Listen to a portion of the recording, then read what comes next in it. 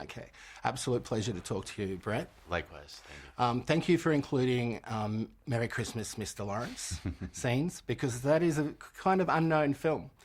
And I really enjoyed it. So seeing that again was great. A lot of attention isn't put on David's Do you want to acting. talk about Merry Christmas, Mr. Lawrence? Because Yeah. I don't know if you have an agenda, and I don't want to drive the Sure. agenda from you, but if you want to have a conversation about A little- Merry yeah, Christmas I'd love for a to. It's moment, one of the I know great you have films. limited time. One of the things that I found fascinating in going through David's acting work was trying to understand why he took on a certain role. There are films like the Linguini incident that he did with Rosanna Arquette, where it's you sort of or some spaghetti westerns he did, where you're like, what was the thing? But there was usually there was generally something, and it rarely was the director, because Bowie, worked with Chris Nolan and Scorsese, but he also worked with some fairly obscure directors. Merry Christmas, Mr. Lawrence. I could not tell you for the life of me what his attraction to that was, other than shooting a film in Indonesia for a few months at a time when he liked being in that part of the world. Yeah. When you understand the story about David and his brother, and you watch Merry Christmas, Mr. Lawrence, it is impossible not to view that through the specter of David and Terry. And David's, whether they're feelings of shame or embarrassment about the fact that Terry was locked away at that point. And Sure. it really, like, watching that through that filter was quite heady and intense. And I think it was deliberate. I think so too. And a great performance, one of many that he did. What was your earliest memory of David Bowie? Was it a song? Was it something you read when you were a child? Or how did you come across him for the very first time? I was born in 1968, and in 1974, my next-door neighbor, Gijo Reed, dressed up as Ziggy for Halloween. And so I said, "Who are you?" And he said, "David Bowie." And it was just like, it struck a chord, it resonated. But to the larger point of your question, I think growing up in Los Angeles in the 70s, my parents were rather straight, so they didn't listen to Bowie, but you would sort of pick up sort of frequencies. When I arrived at puberty at 12 or 13, and I don't know what came first, Bowie or puberty, they landed at the same time, and they both changed my life. And I think, like a lot of people, I gravitated, this was in 81, 82. Well, it was all good at that point. Like, I had, his recent album was Scary Monsters, and you can work your way back to Hunky Dory. When Serious Moonlight came out, Let's Dance came out, even though I was just trying to get into Bowie, it felt like he turned a page. And I think for eons, until I started working on this film, I just had always assumed Bowie sold out during the 80s. What I learned making this film was that was just a social experiment. That he was on this, it was like the Odyssey, and he was sailing the seas, and he needed to create another challenge for himself. So he set his sails towards pop stardom to see what that would be like. And almost in a kind of like Midas, like sort of Greek fairy tale, he enjoyed what he found so much that it almost destroyed him. And then in true Bowie sense, he had to pull himself out of that. Thank you for mentioning Scary Monsters too. Probably up there as one of my favourite albums that he's done. When you decided on doing the film, who did you approach first? Was it the estate? Was it fellow producers? What light bulb went off and said, right, I want to do the movie? I was at South by Southwest in 2015 screening a movie I did called Kurt Cobain, Montage of Heck. Sure. And there was a gentleman there, a music editor from Rolling Stone named David Frick. And it was one of those really kind of crazy screenings. It was sold out. It was a lot of energy in the room, a lot of buzz. And even though the film is rather dark, the concert scenes were rather intense and loud. And Frick came up to me afterwards and said, "Man, he goes, I've seen Nirvana play 12 times, and that's as close as anyone's ever going to get to experiencing Nirvana." And in that moment, something went off, which is, why do we use this real estate of cinema to present facts and information that we can access in Wikipedia entries? Why not use that space to create something purely immersive and cinematic? And so I landed on creating this kind of new genre that was more, had more relationship to Pink Floyd Laserium, that I used to go to attend at a planetarium when I was a kid, than anything in the nonfiction genre. And so I went to the, I happened to have had a meeting on the books with the CEO of BMG, and my friend who ran BMG in North America was like, you got to tell Hardwick your idea. I go, there is no idea. I mean, I just told you the full extent of my idea. There was nothing else to it. Sure. He goes, no, you got to tell Hardwick. And so I told him this 2-sentence idea. Yeah. And Hardwick said, this is kind of, in my industry, his industry, the music industry, all growth is in YouTube. The convergence of music and video and where we buy our movies and where we buy our music is now coming to the same place. And so he really liked this idea that I was working on, and greenlit a slate of 15 films. We started going down the road with the Beatles, and Bowie passed. And I called up Bill Zisplatt, his executor, who I had met several years earlier, pitched him what I was interested in doing, and he gave us the green light. It was an eclectic song list, but were there songs that you didn't use that you wanted to? Did you have a limit of what you were allowed to use? No, we had free reign to use... A lot of deep cuts. Yeah, to use and access anything we wanted. When I do these films, these music films, I mean, inevitably to a certain extent, it's, I'm deciding the music, so there's songs that I respond to. In the case of Bowie, the film was created very much like a jukebox musical with a rich subtext. So the foundation of the screenplay is the track listing.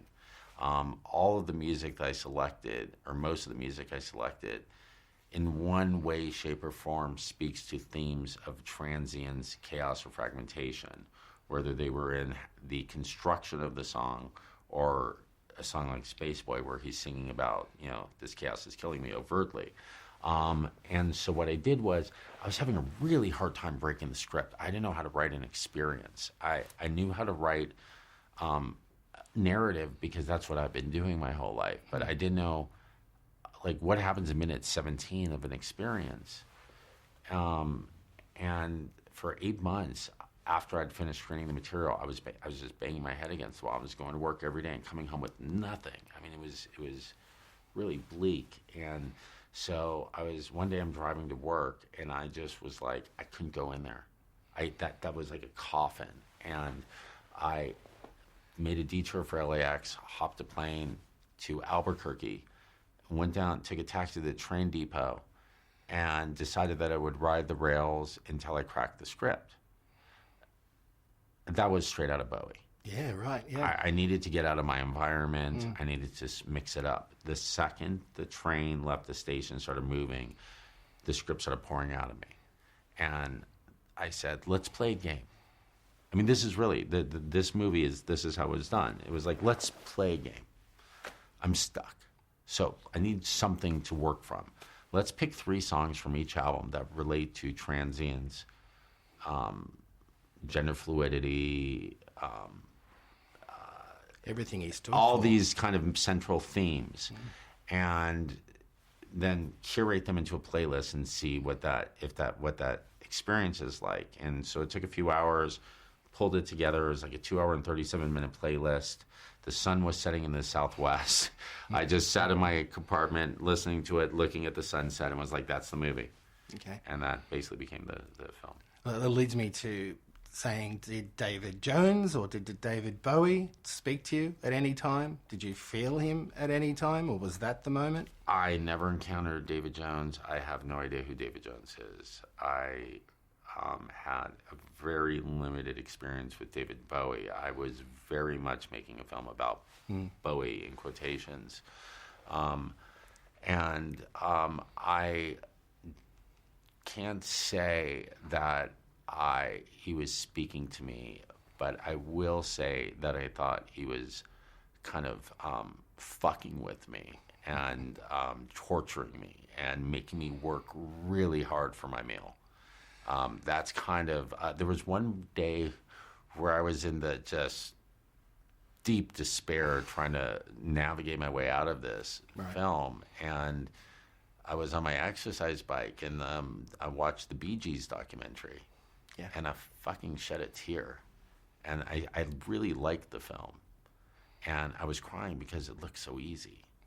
And I remember thinking, why do I have to make things so difficult for myself? This is totally serviceable. I'm getting the story of the Bee Gees. I'm getting to hear my favorite music. I'm looking at this great footage, and I could write this film in 3 hours. And but it affected you. Well, it just was, like I said, it was a bit bleak in the sense that, why can't I just be like everyone else? And why is this so hard? We went to do a TV interview this morning, and at one of the morning shows. They do 3 hours of programming in 3 hours of real time, 5 days a week. It took me 7 years to do 2 hours, and you go into the studio. There's only 3 or 4 people in there. No wonder your head exploded. It's just like it was really exhausting, and it was never easy. And it was the process was just constant dead ends everywhere. Every path I would go on, I would invest all this time and energy, and then only to get somewhere and go, why didn't I realize that before? And well, before we wrap it up, Moonage Daydream, is that always going to be the title? Was that always the song that you wanted to call it? No, I wanted to call it Bowie in quotations, but I was concerned that even putting in quotations, it would appear that I was trying to make the definitive film, and I didn't want that. I don't believe Bowie can be defined like that. And so when it was all said and done, there was the film used to end with the song "Station to Station," and that seemed like a perfect title for the film. But then when I cut the song out to really apply, and I just looked at the film, and it reminds me of a Moonage Daydream. Yeah. Okay. I don't know what a Moonage Daydream is. I kind of like the breakdown of the words, and I almost told the distributor to just go moon, age, day, dream. I love looking at those 4 words together. Yeah. But I do think that the experience that I try to create is that inexplicable, I don't know what it means, but it conjures up a feeling. Well, it's artistic, and his art is reflected in the movie, such as you've made it, because it just looks like one piece of artwork on the big screen, which is where I saw it, and the sound especially was amazing. Thanks. Finally, do you remember where you were in 2016 when you heard of the passing of David Bowie? When you first heard the news? Yeah, I'm going to tell you a story that's a little more resonant than that, because it was wherever, I think it was in my bed. I met with David in 2007, and we met to discuss collaborating on a hybrid nonfiction film. We met at his office on 57th Street, and it was David, a colleague of mine, his executor, Bill Zisblad, and his assistant, Coco. And generally when you go to a pitch meeting, there's a lot of flowery and smoke and, I really love your work. And before you get into the specifics of it, well, we go and sit down. David was wearing an army jacket and a T-shirt and jeans, just not Ziggy. And, was kind of taller than, sort of I was expecting, because usually when you meet stars, they're a little shorter than you expect. And very firm handshake, and it was like, "Hi, Brett, nice to meet you." There was no kind of, "Wow, I'm in the room with David Bowie." And we sit down, And I had just put out a film called Chicago 10, which was an animated documentary about the Chicago conspiracy trial. And David just launched into a full-on, I don't want to say assault, but in a very gentleman-like manners. I really didn't care for your film at all. And I was like, really? And he goes, I thought it was terrible. And I was like, wow. And he just like kept coming at me. Wow, and okay. I was like really taken aback, because I'm sure a lot of people have done that about that film behind my back, but not necessarily to my face. And I was confused, like, why am I here? And stung. And right coming off of that, his assistant said, "What's your favorite Bowie song or Bowie album?" And I looked at David, I looked over at David and said, "Well, quite frankly, David, I can't say I really appreciated anything you've done since Let's Dance." And he looked at me and went, "Touche." And that's lovely.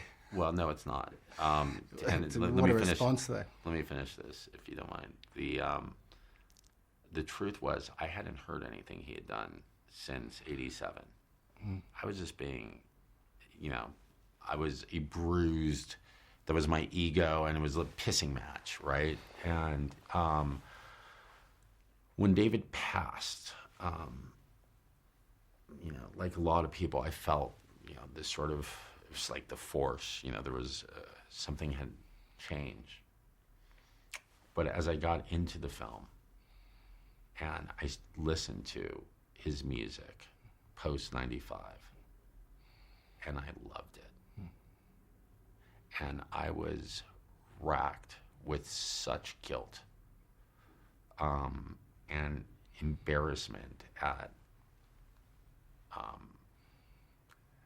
how brazen and immature and childish I was, and that I would have opportunity to apologize to him for what I had said, and that in the film I would have an opportunity to kind of